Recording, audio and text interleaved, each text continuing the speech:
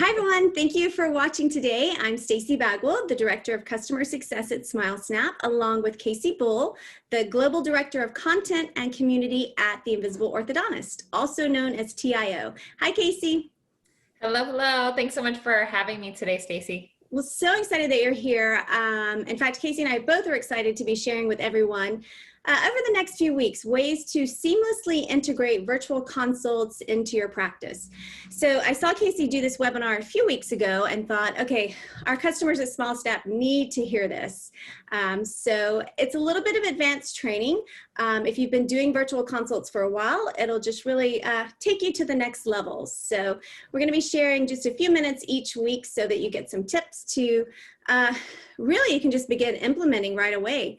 It's also fun to have Casey here because we both used to work for Dr. Alexander Waldman in Beverly Hills. So yes, thanks, Stacy. It is. It's fun to see our relationship continue to the next. Exactly. The next stage. Dr. Waldman's probably enjoying it as well. So. Yeah, I'm sure.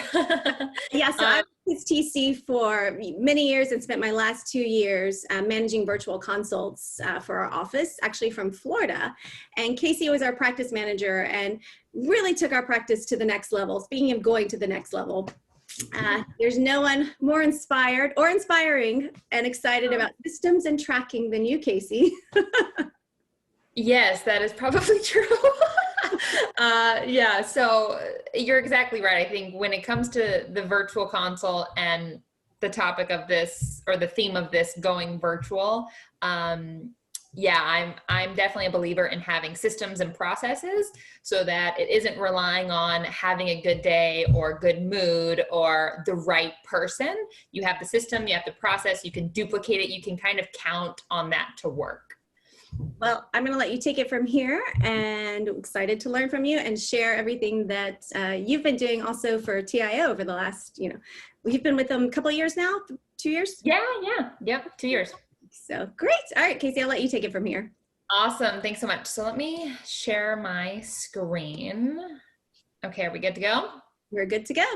All right, so yeah, we're going to talk about going virtual, how to seamlessly integrate virtual consultations into your practice because, well, I guess we'll kind of go into it, but the new patient journey has changed. As soon as you layer in that virtual consult, you can't just plug and play. You can, but you're really not making the most of this amazing tool that you have.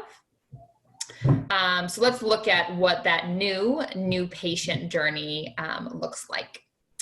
So this is the normal journey, regardless of virtual consult or not, right? You have the brand awareness stage when they first hear the name of your practice or doctor. And then you have lead capture. That is typically a form fill. It could be that they called or photo submission on SmileSnap. And then you have your first contact with the practice, and that's going to be a phone call, maybe an email or text, and then you have a consultation. That could be a video or in person, but you have a consultation, and then you have a start. So that is the new patient journey at a high level. And TCs, treatment coordinators in the traditional sense, get the patient at the consultation stage, right? So patients are still going through the exact same journey, but either getting them from one stage to the next is either automated through systems that you already have in place, or there's someone else as part of your team who's taking that new patient call, getting them scheduled, maybe making a confirmation call, all of those kind of things. And so you get them at the consultation stage.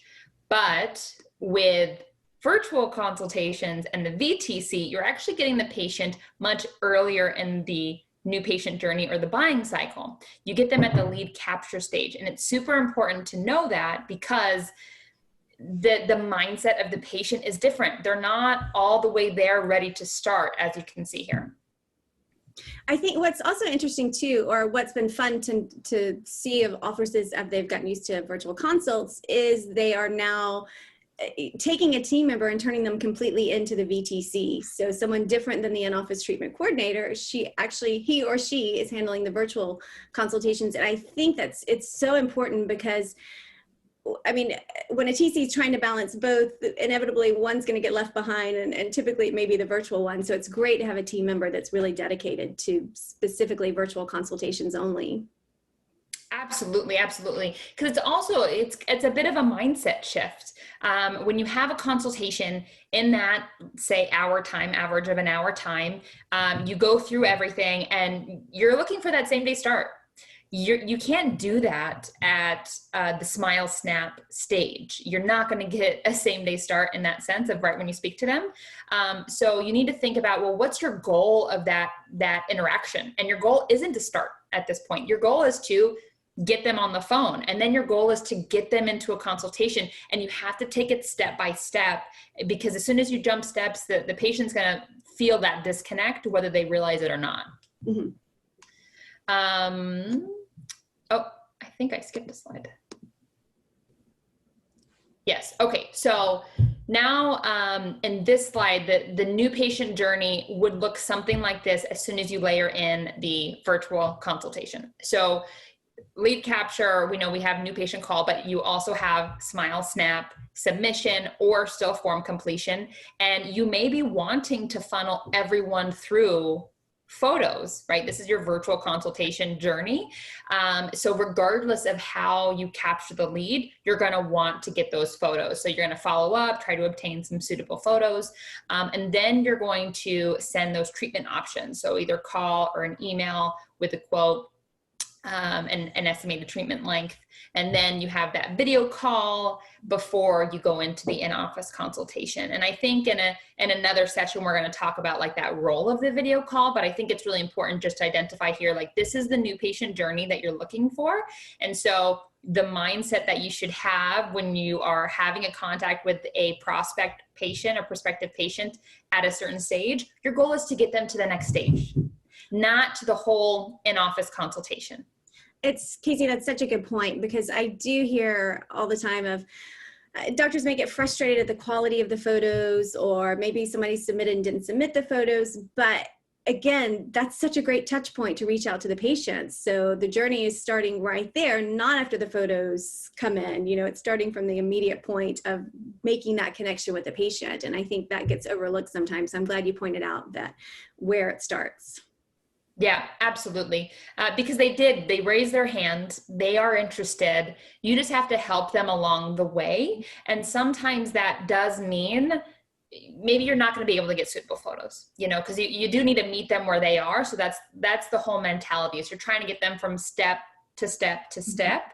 But if they're not comfortable at a certain step, say taking suitable photos, because I know that's a major pain point for some people, then offer them an alternative, offer them to go straight into a video call. But the point is that you're not pushing them to go faster than what they're comfortable with. That's an excellent point. Excellent point. So with this new journey, there's new responsibilities. So tracking the status. Now you're not getting them just at consultation to start. So it's a simple tracking. Did they start? Yes or no? Now it's a bit more complex of where's this patient in the journey? Have they jumped a step, like someone who didn't submit photos well, or, you know, have people fallen off and gone kind of dark or not responded in certain stages? So you really need to have something in place to track that very, very well. And also a process that you can rely on how you're going to follow up with someone at each of those stages that they may have dropped off. Mm-hmm. And then we have email marketing. So you're getting them earlier in the funnel, in the new patient funnel, right? You're getting them at that lead capture stage instead of the consultation. And so with that, you're going to have it's going to feel like a lower number of people convert to a start, but it's just because you're getting them earlier in the buying process. So you need to have a mechanism in place to nurture them so that they stay in the funnel to get there. And so that's where email marketing comes in. So you need to take some control of how many of those lead captures turn into a video consult, for example. And so email marketing is a great way to automate that so that your VTC isn't having to track what all of these patients are doing at every step of the way and follow up and getting new ones in and coordinating with the doctor. What's the treatment plan? And now you have to follow up with all these people who may have gone dark over the last 2 months. Email marketing can be a very, very powerful tool. And typically you set it up once and then it runs for you. That's fantastic. I know when we were at Dr. Waldman's, or when I was working at Dr. Waldman's, we're also part of TIO at Waldman Ortho, and you guys had set up some autoresponders that we could use. And it's amazing. I mean, 3 months later, you hear from a patient, 12 months later, you hear from a patient, and they pick up right where they left off. So they're like, oh, Stacy, remember we talked, a little bit ago, and I look back, it was a month ago. Or like a year ago, but they'd been receiving monthly emails from me. So it was like I'd been in constant communication with them. So it's a great way to just stay in touch with the patients, even if they need more time to, come around to completing the full virtual consultation. Absolutely. I mean, you have to think of your own inbox and how many email subscriptions that you have. And look, if one of them is really annoying you, you're going to unsubscribe or you're not even going to open it. But the great thing is that people are accustomed to receiving email marketing. So you don't have to have some sort of fear that it's going to rub patients the wrong way, because it's kind of a norm at this stage. So you have to do it to keep up with the volume of leads that you're inevitably going to get with virtual consults, especially if you're doing paid advertising. You need to have a mechanism in place to be able to follow up at scale. Otherwise, you just won't keep up. Definitely. So yeah, that's the end of today's lesson or conversation, I guess, about new patient journey. Now that you've added in the virtual consult and then these kind of new responsibilities that the VTC has to take on. Well, thank you so much. And like Casey said, wrapped up for today's session, we really just want you to be able to have, 3 to 4 minutes a week to take away some tips that you can, like I said in the beginning, begin implementing right away. So we look forward to sharing the next steps with you. So thanks everybody for watching. And here's our direct contact information if you have any questions for Casey or have any questions for me. Thanks.